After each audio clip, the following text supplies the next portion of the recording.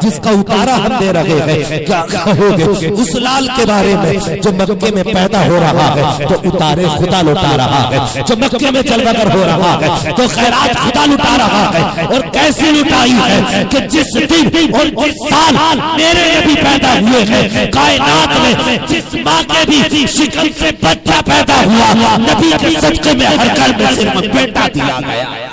की जवान जिंदगी का वो कौन सा गोशा है जिसको मेरे मुस्तफा ने गुजारने का तुझे तरीका ना बताया हो। और यार माँ की गोद से लेकर के कब्र तक कदम कदम की सलाह मेरे नबी ने फरमाई है। तुम्हें किसी जिंदगी के गोशे में मुस्तफा ने महरूम नहीं रखा है, फिर तुम्हें किसकी नजर लग गई है और तुम किधर जाने लगे हो, तुम किसको दिल दे चुके हो और किसकी मोहब्बत में तुम अपने कदमों को बिगाड़ रहे हो। आओ अगर प्यार करना है तो आमीना के लाल से प्यार करो, अगर मोहब्बत ही करनी है तो सैयदुल अंबिया से प्यार करो। और लोगों देखो तो सही दुनिया चाहती है मेरा महबूब सबसे हसीन हो, और जिसे हम चाहते हैं वो ऐसा हो कि जो देखे देखता रह जाए। वो यार ये तेरी मोहब्बत है तो बता, जिसने महबूब को बनाया होगा उसने किस शान से बनाया होगा, कौन सी कमी रखी होगी या कौन सा हुस्न रखा होगा। सब कुछ दिया अहमद रजा ने देखा तो कहने लगे लम्याती नज़ीरों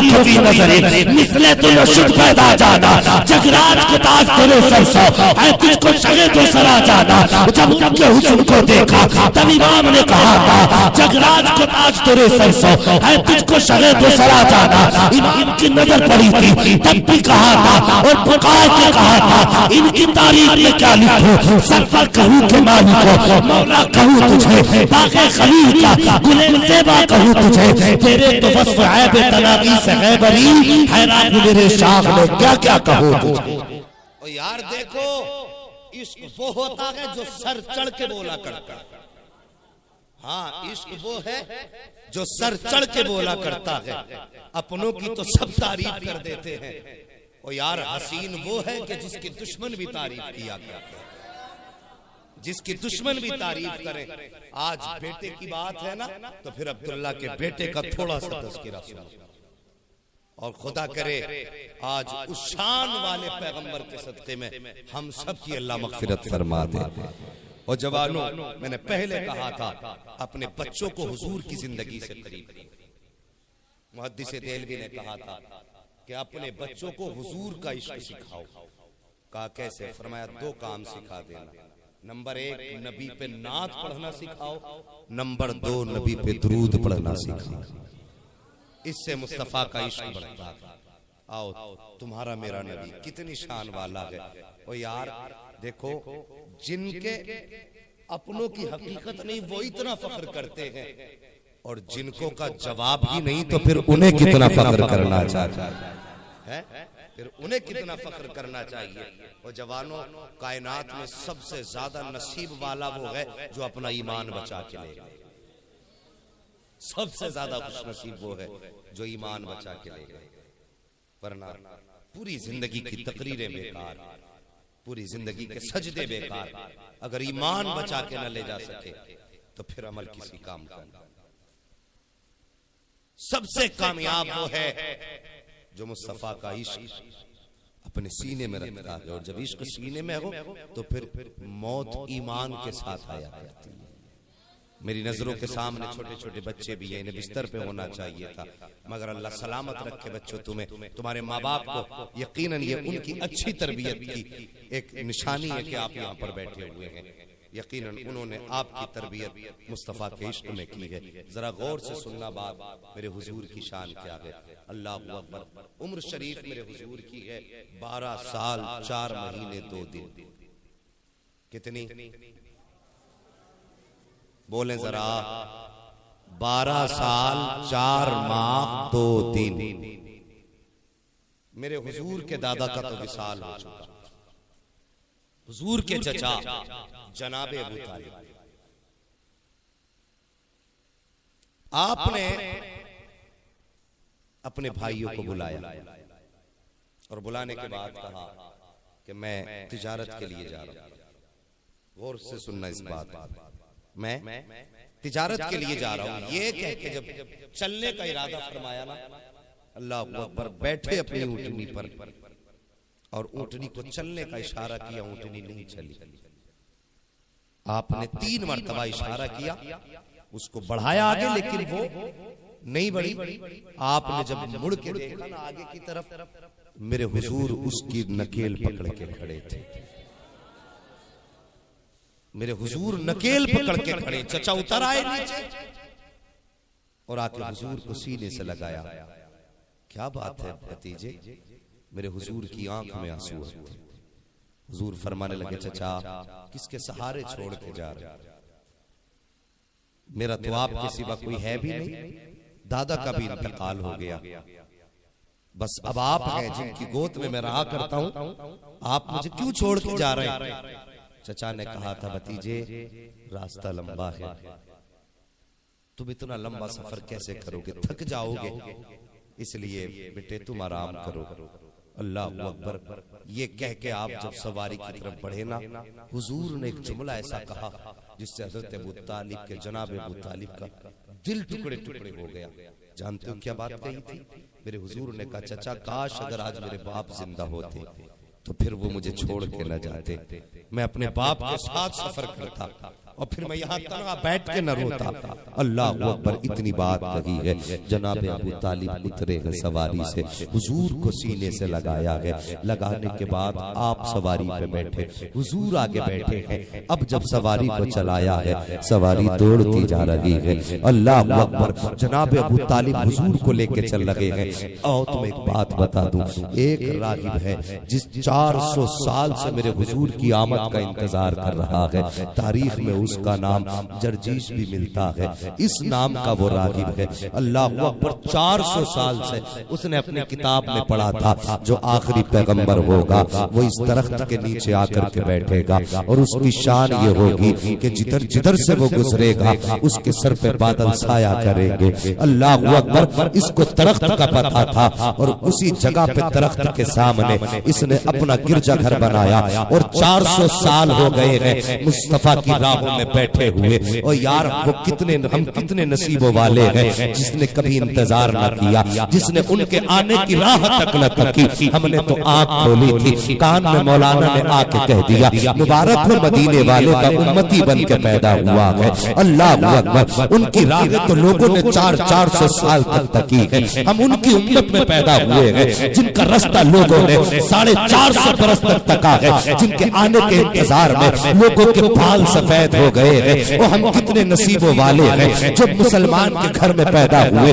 होश आया, संभाला होश तो पता चला आखिरी पैगंबर की उम्मत में पैदा किए गए हैं। वो यार मुकद्दर पे नाज किया करो, किस्मत पे नाज किया करो। 400 साल हो गए हैं इस रागिब को एक ही जगह पे बैठा हुआ है। 400 साल से ये अपने गिरजाघर से बाहर भी नहीं निकला था। लेकिन सुनो, ये बाहर नहीं निकला गिरजाघर की हद से, बल्कि जब इसको पता चला, इसने अपनी किताब के जरिए अंदाजा लगाया कि वो पैगंबर जो आखिरी पैगंबर है उनके आने का वक्त करीब आ गया है। तो ये छत पे चढ़ता था, कभी दाएं देखता था, कभी बाएं देखता था, नजर लगाता था कि आने का वक्त तो आ चुका है, शायद इधर से आते होंगे या इधर से आते होंगे या इधर से आते होंगे। ये हुजूर की राह तका करता था। अल्लाह अकबर। ये डर था कहीं ऐसा ना हो कि मैं अंदर बैठा रह जाऊं और वो आकर के चले जाए। इस डर से ये इधर उधर आता जाता रहता था, यानी इस छत से उस कोने पर, एक कोने से दूसरे कोने पर हुजूर को तलाश करता रहता था। 400 साल कब तवील अरसा गुजरा। अल्लाह अकबर। इधर मेरे नबी जनाब अबू तालिब के साथ सफर पर है, इधर ये राही इंतजार कर रहा है। फजर का वक्त हुआ है। अचानक इसको फजर के बाद ये इबादत में मसरूफ था, अल्लाह के जिक्र में मसरूफ था। अचानक हवा का झोंका आया और वो झोंका अकेला नहीं आया बल्कि अपने दामन में नबुव्वत की खुशबू लेकर के आ जाता है। ये अपने गिरजाघर में इबादत में मसरूफ था। जैसी वो हवा इसके नाक के जरिए दिमाग तक पहुंची है, ये पहचान गया कि आखिरी पैगंबर आ चुके हैं। अब ये जल्दी से अपनी जगह से उठता है और गिरजाघर की छत पे गया, चारों तरफ देखने लगा कि देखो पैगंबर किधर से आ रहे हैं, कहाँ है। उसने क्या देखा, एक काफिला आ रहा है, उसमें कोई सरदार तो नजर नहीं आ रहा है। अलबत्ता उस काफिले के बीच में एक ऐसा बच्चा आ रहा है जिसका चेहरा चांद से ज्यादा रोशन है, जिसका वजूद सबसे अनोखा नजर आ रहा है। अल्लाह अकबर, वो देखता है तो देखता रह जाता है। जल्दी जल्दी नीचे आया है। उसके बाद वो काफिला आया, आने के बाद पड़ाव डाला, डालने के बाद सबने अपने अपने खेमे लगाए थे, सबको साया मिल गया था। जब सबको साया मिल गया, मेरे हुजूर के बचपन का जमाना है, आका उठते हैं, सब लोग तो साए में बैठे थे, मेरे हुजूर एक दरख्त से दूर थोड़ा फासले पर उस तरफ जाके बैठ गए जहां पे कोई साया न था। जैसे मेरे नबी जाके बैठे हैं, अल्लाह अकबर, उसी तरफ को दरख्त झुक जाता है और हुजूर के ऊपर साया कर देता है, जैसे मेरे नबी के ऊपर साया हुआ है। अब सब लोग हैरत में है। इधर ये राही चढ़ा है और इसने देखा है कि आज अजीब मंजर है कि जहां हर दरख्त का साया होता था, आज साया वहां नहीं है, बल्कि आज साया वहां पड़ रहा है जहां पर एक 12 साल का बच्चा बैठा हुआ है। उसने देखा तो देखता रह गया। जी चाहता था कि करीब जाए, बच्चे को सीने से लगा ले, जी चाहता था इससे बातें करे, मगर मजबूर थे। कभी कलीसा से बाहर नहीं निकले थे, कभी गिरजा से बाहर नहीं आए थे, लेकिन मेरे हुजूर के जलवे अजीब थे। खुदा की कसम, मेरे मुस्तफा की शान तो ये थी कि जुल्फ देखी है, कि नजरों ने घटा देखी है, अरे लुट गया जिसने मोहम्मद की अदा देखी है। हाँ, जब तक बिके न थे तो कोई पूछता ना, तुमने खरीद कर हमें अनमोल कर दिया। हुजूर से प्यार करो जवानों, हुजूर से प्यार करो। अगर हुजूर से प्यार नहीं तो फिर कुछ भी नहीं। ये भी जहन में रख ले बात। अगर हुजूर से प्यार नहीं तो फिर कुछ भी नहीं है। अपनी जिंदगी मुस्तफा के करीब कर लो और तेरा मेरा प्यार नबी कितना हसीन है, कितना खूबरू है। सोच, राहिब की निगाह पड़ी, देखता रह गया। सोचा कैसे मुलाकात करूं कि बाहर जाऊंगा तो लोग कहेंगे कि राहिब ये 400 साल से बाहर नहीं निकला, आज कैसे आ गया। उसने अपने गुलाम को बुलाया और बुलाने के बाद कहा, जाओ इस काफिले के पास जाओ और काफिले वाले लोगों से जाके कहो कि मैं इन सब की आज दावत करना चाहता हूँ। गौर से सुनना मेरी बात को। कायन जाके इनसे कह दो कि मैं पूरे काफिले की दावत करना चाहता हूँ।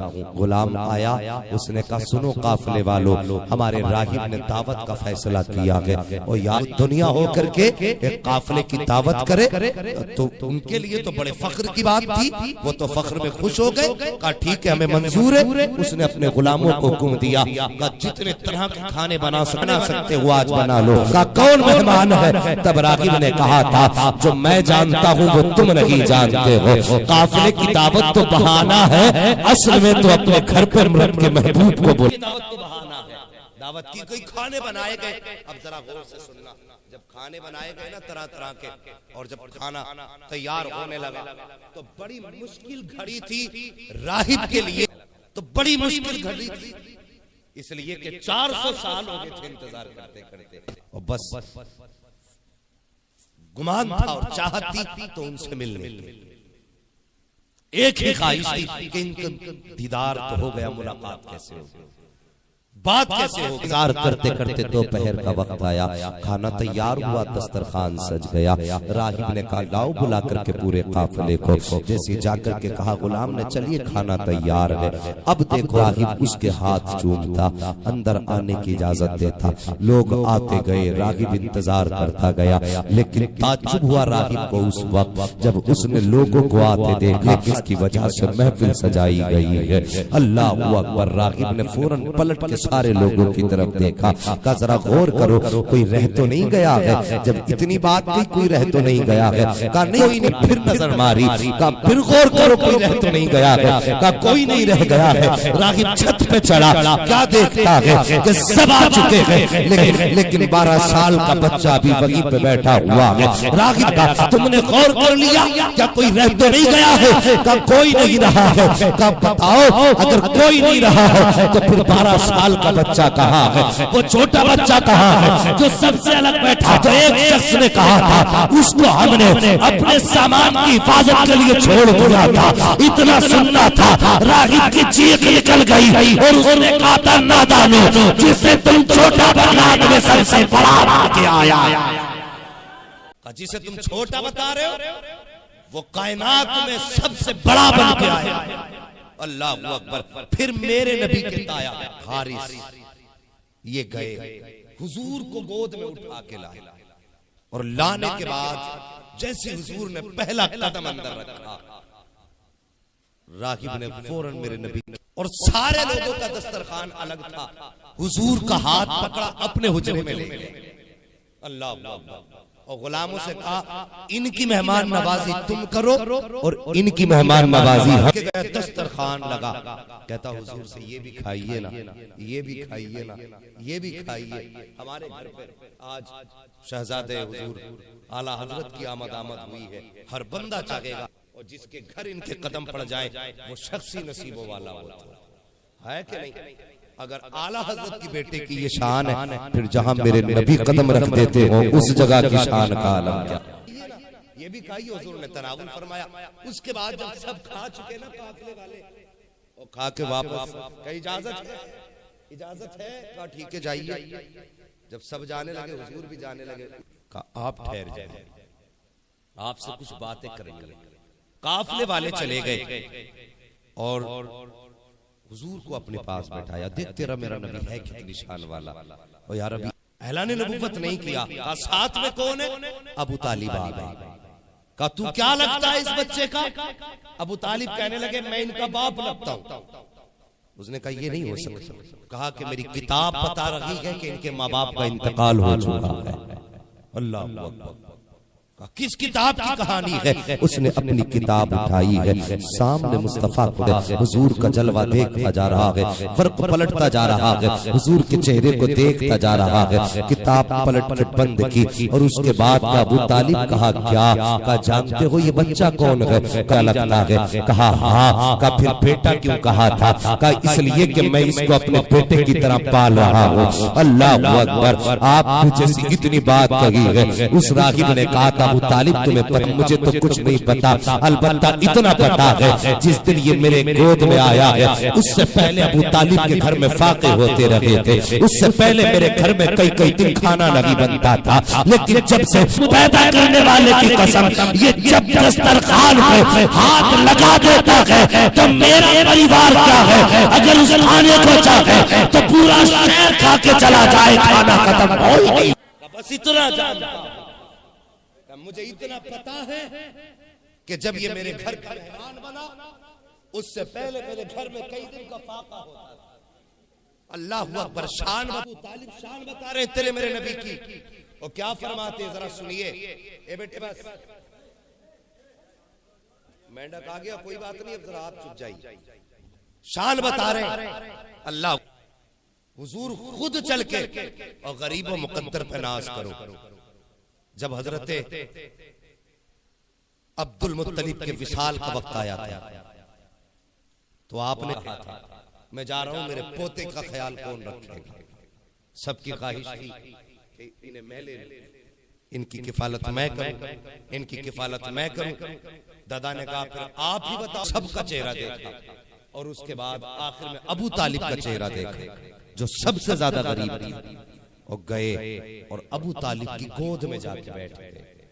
खुदा की कसम उस दिन भी, हाँ उस दिन भी गरीबी को तरजीह दी। अबू तालिब की गोद में गए। अबू तालिब कहते मैं लेके घर आया, मेरे घर के अंदर हुजूर तशरीफ लाए हैं, मैं लेकर के तो आ गया। अल्लाह अकबर। फरमाती थोड़ी सी सब्जी थी, फरमाते हैं कि मैंने और मेरी बीवी ने आपस में मशवरा किया कि सिर्फ इन्हीं को खाना खिला दो, अगर हम लोग बैठे तो शायद ये भूखे रह जाएंगे। कहा हमने अपने मशवरे बैठाया, सिर्फ हुजूर दस्तरखान पे बैठे और उसके बाद कहा हम खड़े थे, हुजूर दस्तरखान पे बैठे हैं। अचानक मेरे नबी की निगाह उठी और देख के कहने लगे चचा क्या आप दस्तरखान पे नहीं आएंगे? कहा अपनी चच्ची की तरफ देखा, देख के कहने लगे क्या आप दस्तरखान पे नहीं आएंगी? वो भी आ गई। उसके बाद का आपके बच्चे कहाँ है? अल्लाह अकबर। फरमाते फिर बच्चे भी आ गए। कहा अब हमें डर था कि अब तो हुजूर ने फरमाया जरा खाइए, तनावुल फरमाइए। सब लोग साथ में खाते हैं। कहा हुजूर ने कपड़ा डाल दिया रोटी के बर्तन पे, कहते हम साथ में खाने बैठ गए। फरमाते मैंने भी पेट भर के खा लिया, मेरे बच्चों ने भी पेट भर के खा लिया। फरमाते हैरत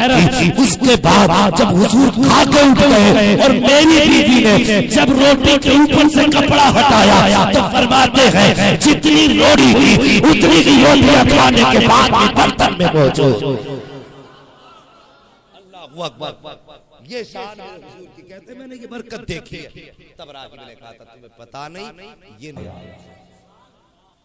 इतनी बात सुनी, हजरत अबू तालिब, जनाब अबू तालिब के माथे पे पसीना आ गया। अल्लाह अकबर। और उसके बाद अब राहिब की बात सुनो, जब हुजूर जाने लगे, कभी हाथों को चूम रहा है, कहने लगा, राहिब ने कहा, अबू तालिब आपके भतीजे की पुश्त पे मोहरे नबुव्वत है, मैं चाहता हूं उसका बोसा ले लूं। हुजूर के टाई गई तो हुजूर के दोनों शानों के बीच मोहरे नबुव्वत थी। राहिब ने चूमी और लिपट गया हुजूर से और रो के कहने लगा, हुजूर आप ऐलान नबुव्वत जब फरमाएंगे कि आपका कलमा पढ़ के मुसलमान हो रहा और कुछ नहीं चाहिए, कयामत के दिन जब आप अपने साथ अबू बकर उमर को लेना तो मुझ गुलाम को भी अपने साथ ले लेना। अल्लाह अकबर। भगवान उसके बावजूद भी इधर उधर भटक रहे हम क्यों? आओ अपने नबी से प्यार करो, अपने नबी के दामन में वाबस्ता हो जाओ। वो जवानों सारी बरकतें हुजूर के दामन से, तो फिर कुछ नहीं मिलने वाला। उनसे हटने के बाद दुनिया भी तबाह है, आखिरत भी तबाह है। अल्लाह तौफीक दे और घरों में खुशियां आए ना तो हुजूर के जिक्र की महफिलें मुनक़्क़िद किया करो। और जरूरी नहीं है कि हम मादही को बुलाओ, और यार कोई भी मिल जाए नबी का नात पढ़ने वाला, उसी को बैठाओ, मुस्तफा की नात सुनना शुरू कर दो। किसी को बैठा के नबी की तारीफ सुनना शुरू कर दो। माहौल हमारे घरों के हो जाएंगे ना तो फिर मरते टाइम तीजे की जरूरत बाद में पड़ेगी, दफन होते ही मदीने वाला कब्र में आ जाए। ऐसे हालात अपने बनाइए।